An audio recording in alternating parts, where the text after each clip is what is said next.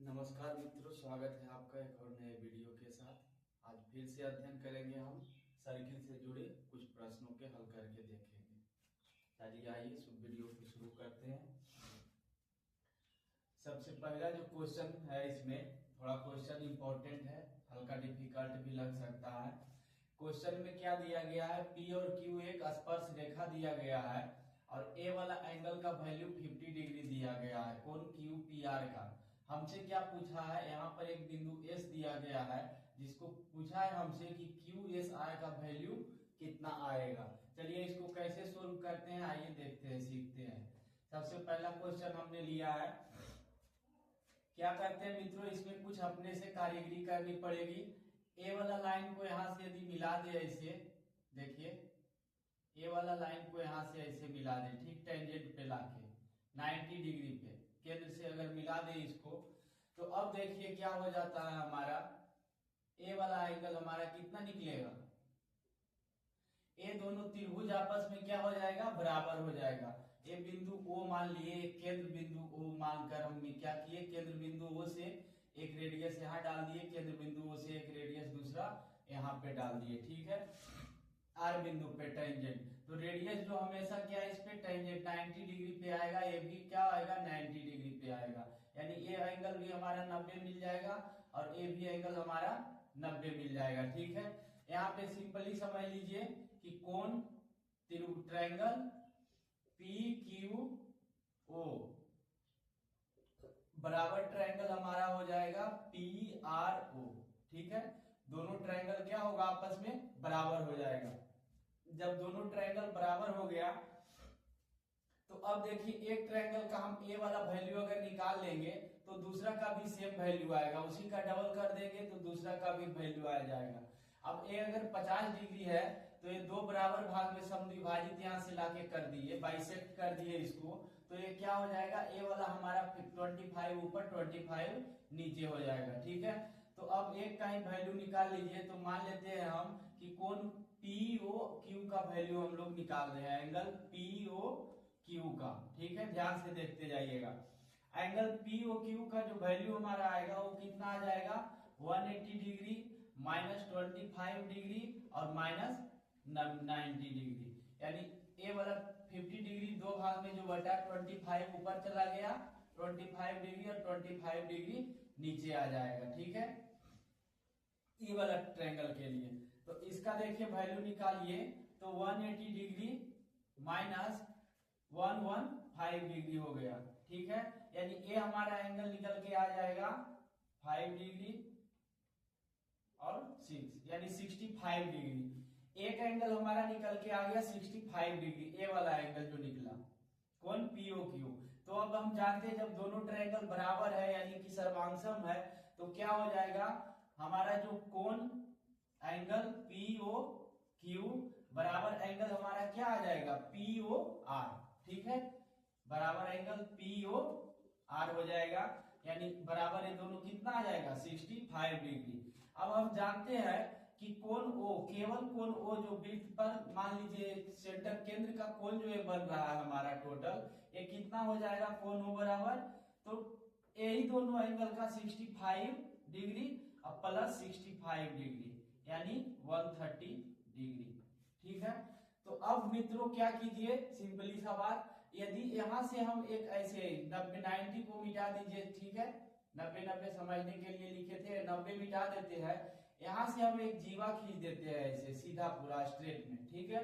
तो RQ या QR बोलिए, एक जीवा हम बना दिए, QR एक क्या हो गया, जीवा हो गया, ठीक है, एक जीवा है, ठीक। तो हम लोग जानते हैं कि जीवा के द्वारा जो केंद्र पर कोण बनता है वह इसके परिधि पर बने कोण यानी एकांतर खंड में बने कोण का क्या होता है, डबल होता है, यानी कि 130 डिग्री जो है यहाँ पर बने कोण का डबल है। तो यहाँ पर वाला कोण हमसे पूछा है कोण QSR। QSR एक ट्रायंगल प्रॉपर्टी में, यदि आप नहीं देखे हैं तो वीडियो हमने डाल रखा है, उसमें आप जाकर देख सकते हैं कि किसी भी जीवा के द्वारा केंद्र पर बना कोण जो होता है उसी जीवा के द्वारा परिधि पर बने कोण का दुगना होता है। यही परिधि पर बने कोण को क्या बोलते हैं? एकांतर खंड का कोण बोलते हैं। तो एकांतर खंड यानी ऊपर वाले खंड एक ही खंड में बना है, तो एक ही खंड वृत्त का दो खंड यहाँ से देखिए बटा, एक नीचे का खंड एक छोटा हो गया, ये वाला बड़ा खंड हो गया। तो इसी का केंद्र पर बना कोण है इसी जीवा के द्वारा, और इसी जीवा के द्वारा परिधि पर बना कोण है। एक कोण यहाँ बनाए, यहाँ बनाए, यहाँ बनाए, कहीं भी बनाएंगे बात बराबर ही आता है। ठीक है, तो क्या होगा कि ये जो हमारा कोण QSR होगा, ए वाला कोण O का क्या होगा? आधा होगा, कोण O का आधा होगा। ठीक है, तो कोण O जो यानी केंद्र पर बना कोण का आधा यानी 130 डिग्री बाई 2 हो जाएगा, यानी ये इसका आंसर कितना आ जाएगा? 65 डिग्री। समझने के लिए इतना लिखना जरूरी है। यदि आप समझ सकते हैं तो ये सब डायरेक्ट क्वेश्चन को देखकर, डायग्राम को देखकर ही क्या किया जाता है? बना सकते हैं। साथ ही साथ बहुत सारे क्वेश्चन ऐसा है, जैसे इसका हमने डायग्राम खुद से दिया हुआ था। बहुत सारा क्वेश्चन ऐसा होता है जिसमें डायग्राम हमको खुद से बनाना पड़ता है क्वेश्चन पढ़ के। तो एक बार डायग्राम यदि बन गया तो आपसे क्वेश्चन भी आसानी से बन जाएगा। ठीक है, चलिए बढ़ते हैं दूसरे नंबर क्वेश्चन की ओर। उम्मीद करते हैं आपको ये क्वेश्चन समझ में जरूर आया होगा।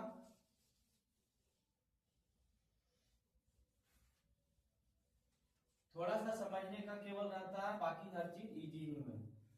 चलिए दूसरा नंबर क्वेश्चन को हल करके देखते हैं। दूसरा नंबर, ठीक है, दूसरा नंबर में क्या दिया गया है कि बताया गया दिए गए चित्र में कोण QPT का वैल्यू, PT एक स्पर्श रेखा बताया गया है। ये भी क्वेश्चन चित्र भी दिया है, क्वेश्चन भी लिखा है, हमने लिखा नहीं, हम आपको बता देते हैं। PT एक स्पर्श रेखा बताया गया है जिसमें से, और PQ एक जीवा बताया गया है। ठीक है, PQ एक जीवा है, PT एक स्पर्श रेखा बताया गया है। हमसे पूछा गया है क्या कि ए वाला कोण का वैल्यू कितना होगा? कोण POQ का वैल्यू कितना होगा? ए यदि 40 डिग्री है तो ए वाला कोण का वैल्यू कितना होगा?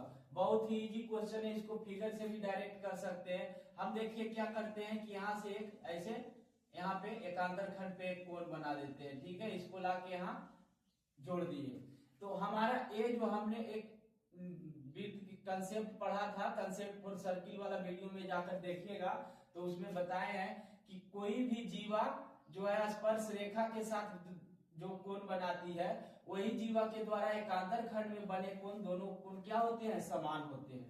यानी कोई भी जीवा के द्वारा एकांतर खंड में बना कोण उसी जीवा के द्वारा स्पर्श रेखा के साथ बने कोण का क्या होता है? बराबर होता है। यानी एक कोण अगर 40 है तो ये भी हमारा कितना निकल के आएगा?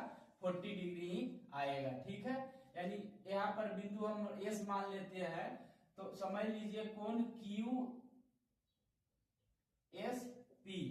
QSP बराबर जो होगा हमारा क्या आ जाएगा? कोण QPT। ये दोनों बराबर होगा और ये दोनों का वैल्यू क्या हो जाएगा? 40 डिग्री हो जाएगा। तो सिंपली अब दूसरा वाला नियम लगाइए कि कोई भी जीवा के द्वारा जो वृत्त के एकांतर खंड में कोण बनता है, उसी जीवा के द्वारा केंद्र पर बना कोण उसका दोगुना हो जाता है। यानी ए वाला जो कोण होगा, ए वाला कोण इसका दोगुना हो जाएगा। ठीक है, तो सिंपली मान लीजिए कि कोण, इसको लिखिए एंगल QOP।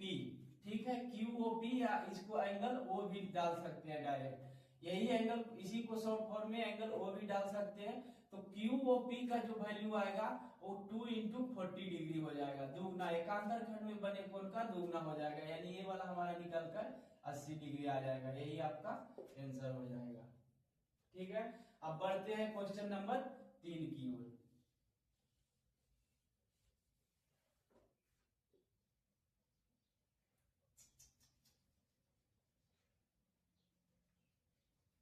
ठीक है, एक क्वेश्चन देखिए, हमने खुद से बना इसका डायग्राम किया है। इसमें फाइंड, हमको मान किसका निकालना है? डी का मान पूछा है हमसे। ठीक है, डी बराबर क्या होगा? क्या दिया था कि ए बी और सी डी क्या है? एक दो वृत्त की दो जीवा है जो एक दूसरे को ई बिंदु पर इस प्रकार प्रतिच्छेद करती है, यानी काटती है, बाइसेक्ट ए करती है, इंटरसेक्ट करती है कि एक ए का वैल्यू है 2.4 सेंटीमीटर, बी का वैल्यू दिया है 3.2 सेंटीमीटर, सी का वैल्यू दिया है 1.6 सेंटीमीटर। हमसे डी का वैल्यू पूछा है। देखिए जो दिया हुआ है ए, उसको पहले लिख देते हैं।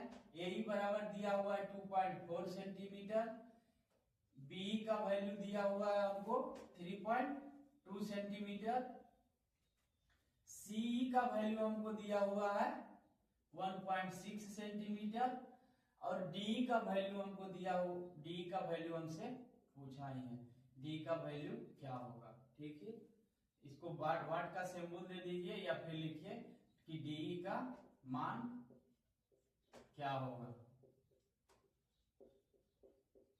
क्या होगा। ठीक है, तो हमको डी का मान चाहिए। इसका भी प्रॉपर्टी पढ़ाए थे हम, इसमें क्या है पिछले वीडियो में बता दिए, यदि इसको इससे ऐसे जोड़ दीजिए तो ये दोनों त्रिभुज आपस में क्या हो जाता है, समरूप त्रिभुज हो जाता है। कहने का मतलब कि ए वाला कोण जो है ए वाला कोण के बराबर होता है, यानी ये दोनों तो सम्मुख कोण है, दो लाइन जब एक दूसरे को इंटरसेक्ट करती है तो आमने सामने के कोण बराबर होते हैं। तो ये आमने सामने यानी सम्मुख कोण बराबर होते हैं, तो ए कोण बराबर ए कोण हो जाएगा और ए कोण हमारा बराबर इसके हो जाता है और ए वाला कोण बराबर इसके हो जाता है। ठीक है, यही चीज है।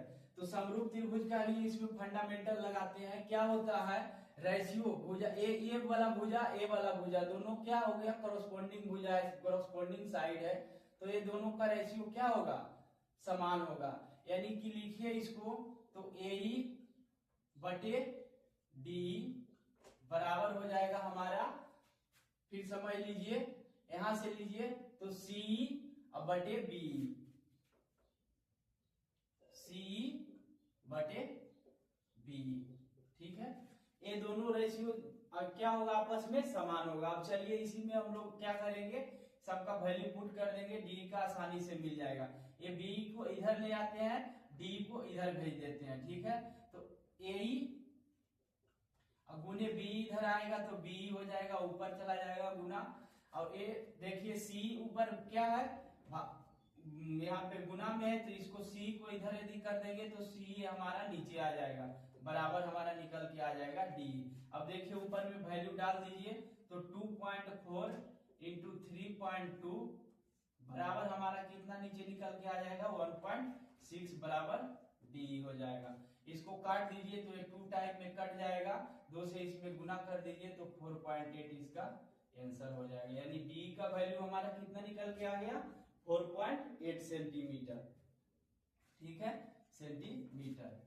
ये बहुत इजी है। इसी को चाहिएगा तो डायरेक्ट एक और कॉन्सेप्ट है कि ए वाला जो हम लोग लिखे कहां से लिखे हैं, यही को देखिए क्या होता है कि ए इंटू बी बराबर, देखिए एक चीज और, इसको एक ऐसे भी डायरेक्ट लिख सकते हैं आप, थोड़ा और इजी पड़ेगा कि ए यहां से लेके यहां तक का, यहां से लेके यहां तक का दोनों का गुणनफल ए इंटू बी बराबर दोनों जीवा का दो जो खंड होता है उन दोनों का गुणनफल क्या होता है, एक दूसरे से समान होता है। फिर सी इंटू डी, सी इंटू डी, ये दोनों गुणनफल जो होगा आपस में क्या होगा, समान होगा। ये भी उसी रेशियो से डेरिव कर ये किए थे, इस सी को केवल यहाँ लाके डायरेक्ट डिवाइड कर दिए थे। ठीक है, ये जो हमारा सी लिखे हैं यही मेन फंडा हो जाता है, बन जाता है वो, जो कि रेशियो से ही समरूप त्रिभुज का प्रॉपर्टी से ही ये निकलता है ये चीज। ठीक है, तो यहाँ भी वही काम कर दीजिए, सिंपली आगे चल के क्या हो जाएगा, डी बराबर देखिए हो जाएगा ए इंटू बी बटे सी। ठीक है, तीनों का वैल्यू दिया हुआ है, हम तीनों का वैल्यू पुट करेंगे, डी का वैल्यू इजी से मिल जाएगा हमको। ठीक है, यानी ए सिंपली मान लीजिए ए से लेके ई तक का, बी से लेके ई तक का, इन दोनों का जो गुणनफल होगा सी से लेके डी तक का, ई तक का, और सी से लेके डी से लेके ई तक का, दोनों के गुणनफल के बराबर होगा। यानी दोनों जीवा का, दोनों खंडों का गुणनफल आपस में समान होता है। ठीक है, चलिए अब बढ़ते हैं क्वेश्चन नंबर 4 की ओर। ये हमने 2 लिख दिया था, ये 3 नंबर क्वेश्चन का था। ठीक है, अब बढ़ते हैं क्वेश्चन नंबर 4 की ओर। बहुत ही इजी क्वेश्चन है लेकिन बस समझने का है केवल। इसमें क्या दिया हुआ है कि ए बी सी डी एक चक्रीय चतुर्भुज है। तो यदि ए बी अनुपात डी सी बराबर 4:7 है तो हमको ओ बी अनुपात ओ सी पूछा है, यानी ए से लेके बी तक का, डी से लेके सी तक का अनुपात हमसे क्या पूछा है, दिया हुआ है, और हमसे अनुपात पूछा है ओ से लेके बी तक का, ओ से लेके सी तक का। एक चीज ध्यान दीजिएगा, सेम यही फंडामेंटल है जो हमने यहाँ भी बताया था कि ये दोनों ट्रायंगल जो बनता है ये दोनों बराबर हो जाता है, एक कोण बराबर एक कोण आपका हो जाएगा, एक कोण बराबर हमारा एक कोण हो जाएगा। ठीक है, तो अब ध्यान दीजिएगा कि ए वाला रेशियो, ए इसका भी रेशियो, कोई भी दो साइड का रेशियो जो होगा, किसी भी साइड के दो रेशियो, वही मानी संगत साइड जो रहता है, कोरोस्पोंडिंग साइड, उसके रेशियो के बराबर होता है। यानी ए बी बटे डी, ये ऐसा वाला में क्या हो जाता है, ए बी बटे डी डी सी, डी से लेकर देखिए इधर का ये साइड इधर का ये साइड, दोनों का रेशियो जो है बराबर होगा। उसके बाद किसके बराबर होगा, तो बीओ बटे ओसी, बीओ बटे ओसी, अब बराबर एक और क्या हो जाएगा, एओ बटे ओडी, एओ बटे ओडी। ठीक है, ये तीनों डीओ लिखिए या ओडी लिखिए, बात वही बढ़ेगा। ये तीनों रेशियो आपस में क्या होता है, इक्वल हो जाता है। क्यों इक्वल होता है, क्योंकि ए वाला जो ट्रायंगल है, ए वाला ट्रायंगल के क्या है, समरूप है। ठीक है, इक्विवेलेंट हो जाता है, इक्वल नहीं है लेकिन इक्विवेलेंट, समरूप, एक जैसा दिखने वाला होता है। तीनों कोण जो होता है, तीनों कोण आपस में बराबर हो जाएगा। ठीक है, तो हमको इससे कोई मतलब नहीं, हमको ए वाला पूछा है तो सिंपली ए वाला भी जो पूछा है तो इसका ए बी बटे डी सी, यानी ए बी अनुपात डीसी को ही क्या लिख सकते हैं, 4:7 है दिया हुआ, इसी को ए बी बटे डीसी का भी क्या हो जाएगा वैल्यू, 4/7 हो जाएगा। अनुपात को ही ऐसे फॉर्म में भी लिखा जाता है। ठीक है, तो अब देखिए यही वाला सेम अनुपात किसका हो जाएगा, बीओ बटे ओसी का, यानी बीओ बटे ओसी भी जो हमारा आएगा 4/7 आएगा, यानी कि 4:7 हो जाएगा आंसर। ठीक है, इसको बीओ अनुपात ओसी भी लिख सकते हैं, बराबर 4:7 आंसर। चीज बहुत छोटा है, बस केवल थ्योरी का अप्लाई करना है, कंसेप्ट का आंसर मिल जाएगा। ये चक्रीय चतुर्भुज है इसीलिए फॉर्मूला लग जाता है, बाकी दूसरा में नहीं भी हो सकता है। ठीक है, ध्यान दीजिएगा। उसके बाद आइए बढ़ते हैं पांचवा क्वेश्चन की ओर। पांचवा क्वेश्चन, पांचवा में ध्यान से देखिएगा, इसमें क्या किया है, एक ट्रायंगल दिया हुआ है, बताया है कि जो ओ है वो ट्रायंगल ए बी सी का क्या है, परिकेंद्र है। ओ बिंदु, ऐसे लिखिए, यदि पूरा क्वेश्चन इसको लिख देते हैं कि बिंदु ओ जो है त्रिभुज ए बी सी का परिकेंद्र है, परिकेंद्र, यानी कि जिसको सरकुम सेंटर बोलते हैं। ठीक है, परिकेंद्र है, और एंगल OBC का मान 35 डिग्री दिया हुआ है। हमसे क्या पूछा है, BAC का। ठीक है, फिगर इसमें दिया हुआ नहीं था, फिगर हमने अपना मन से ड्रॉ किया। सिंपली क्या करना है, टेक्निक बता रहे हैं आपको, एक सर्किल ड्रॉ कर लीजिए, उसमें एक ट्रायंगल जैसा भी इच्छा करे वैसा ड्रॉ कर लीजिए। उसके बाद क्या करेंगे कि सरकुम सेंटर, हम जानते हैं कोई भी त्रिभुज का परिकेंद्र जो होता है उससे अगर सर्किल खींचा जाता है तो तीनों शीर्ष से क्या होगा, टच करेगा तीनों शीर्ष पे, यानी कि वही वृत्त का क्या कहलाएगा, जो त्रिभुज का परिकेंद्र होता है वही वृत्त का केंद्र बन जाता है, यानी सेंटर बन जाता है। ठीक है, तो यदि हम सेंटर से ए वाला पॉइंट को अपने सुविधा अनुसार मिला दिए, ए को इधर लिख दिए, बी को यहाँ लिखे, सी को यहाँ लिख दिए, तो ओ बी सी को लिए क्या वैल्यू दिया है, 35 डिग्री। अब ध्यान से यहाँ पे देखिएगा कि यहाँ जो होगा ओ बी बराबर ओसी होगा। क्यों होगा, क्योंकि दोनों सर्किल का रेडियस है, त्रिभुज वृत्त का त्रिज्या है, ओसी है और ओबी है वृत्त का त्रिज्या है, तो ओबी बराबर ओसी हो जाएगा। तो जब दोनों दो भुजा आपस में बराबर हो गया, यानी ये हमारा जो ट्रायंगल, इसलिए ट्रायंगल क्या बना, ओ सी बी, एक कैसा ट्रायंगल बनेगा, एक समद्विबाहु जिसका दो भुजा बराबर हो, समद्विबाहु त्रिभुज होगा। ठीक है, समद्विबाहु त्रिभुज को क्या बोलते हैं, ISCO,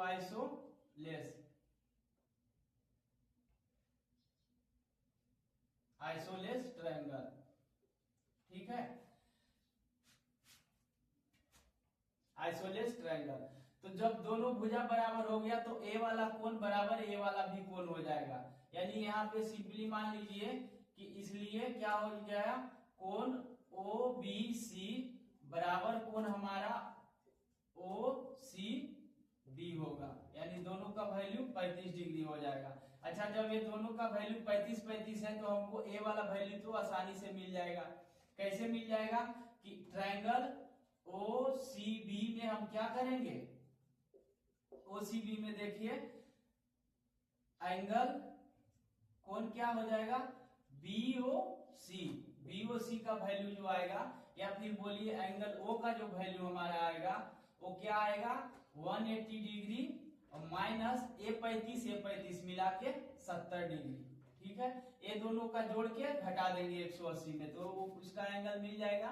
यानी बराबर हमारा निकल के आएगा 110 डिग्री। ठीक है, अब हम जानते हैं कि हमसे एंगल कौन सा पूछा, ए वाला पूछा। तो देखिए BC एक जीवा है, जीवा से केंद्र पर जो कोण बनेगा वह कोण का आधा ही एक कोण होता है, क्योंकि एक कोण का दुगना ए है तो इसका आधा ए होगा, तो इसका आधा होगा। यानी कि हमारा जो एंगल BAC निकलेगा, ए वाला एंगल निकलेगा जो, वो कितना निकल जाएगा 110 1110/2।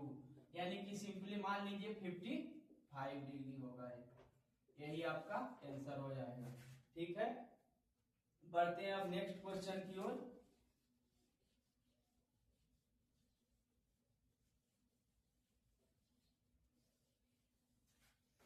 अब क्वेश्चन नंबर 6 में देखिए, समझने का चीज है। ठीक है, इसमें क्या दिया हुआ है कि दो लाइन दिया हुआ है, वृत्त के बाहर से दो लाइन खींचा गया है। क्या दिया हुआ, P से C ऊपर दिया है, P से लेके AB ऊपर दिया है। प्रॉपर्टी हम लोग बताए थे, ये वृत्त के दो बिंदु को क्या कर रहा है, मिला रहा है यहाँ से यहाँ तक। ये वाला ये भी दो जगह प्रतिच्छेद कर रहा है, काट दे रहा है। ठीक है, अब क्या होगा, PA का वैल्यू दिया हुआ है, PA चित्र बना के दिया है, बोला है कि PA बराबर 6 है, AB बराबर 2 है, PC का वैल्यू 8 है, तो CD का मान हमसे पूछा है, यहाँ से लेके यहाँ तक का वैल्यू क्या होगा। इसके लिए भी एक फॉर्मूला बताए थे, एक ही लाइन खींचकर बताए थे और एक स्पर्श रेखा बताए थे। ठीक है, इसमें इस केस में क्या होता है कि P से लेके C तक इंटू P से लेके D तक बराबर जो होगा वह किसके बराबर होगा, P से लेके A तक इंटू P से लेके B तक। और यही एक और बराबर किसका हो जाता है कि P से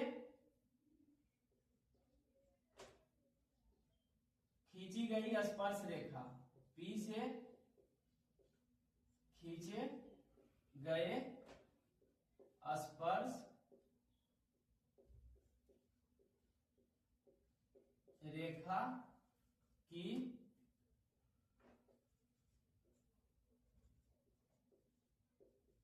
लंबाई का क्या हो जाएगा, ये होल स्क्वायर के बराबर होगा, वर्ग के बराबर होगा। ठीक है, वो वाला केस में क्या था, जो कॉन्सेप्ट में देखिएगा तो एक ही लाइन हम दिए थे, एक को मिटा दिए, एक नहीं दिए थे, एक लाइन ऐसा था और दूसरा यहाँ से सीधा टेंजेंट एक यदि खींचेंगे इस पे तो ठीक है, थोड़ा लाइन टेढ़ा है कोई दिक्कत नहीं।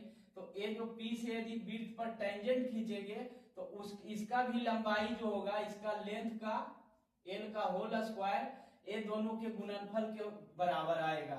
P से लेके C तक, P से लेके D तक का गुना करेंगे तो इसका होल स्क्वायर के बराबर आ जाएगा।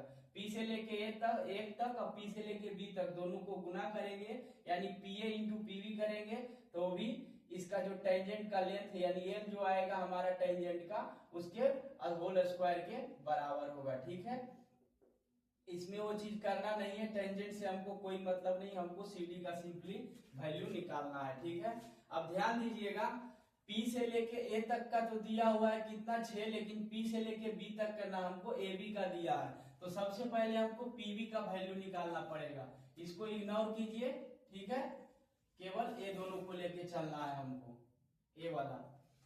तो PB का वैल्यू हमको चाहिए, तो PB बराबर क्या हो जाएगा, PA माइनस AB यदि कर देंगे तो हमारा PB का इतना में इतना को माइनस कर देंगे तो इतना का वैल्यू निकल जाएगा, यानी 6 माइनस 2 हो जाएगा बराबर 4 सेंटीमीटर निकल जाएगा, ठीक है।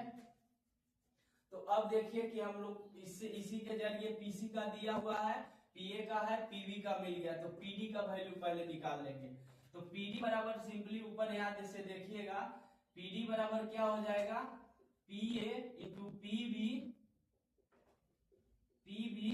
और बटे क्या जाएगा हमारा PC। इसको मिटा दीजिए, इसका कोई जरूरत नहीं है, समझने के लिए लिखे थे ताकि पता हो, ठीक है, कि अगर टेंजेंट भी दिया रहेगा तो उसका होल स्क्वायर कर देंगे, टेंजेंट का वैल्यू से भी पता चलेगा।